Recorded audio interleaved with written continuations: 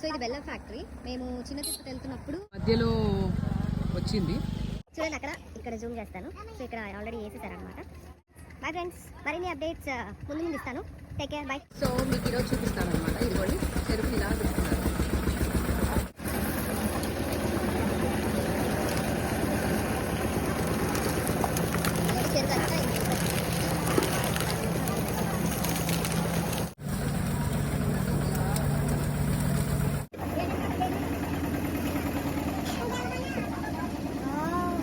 చూడండి, యాక్చువల్లీ ఇందులో నుంచి ఇలా పోస్తారు అనుకుంటా. ఇది మరిగిస్తూనే ఉన్నారు, బాగా మందిస్తున్నారు.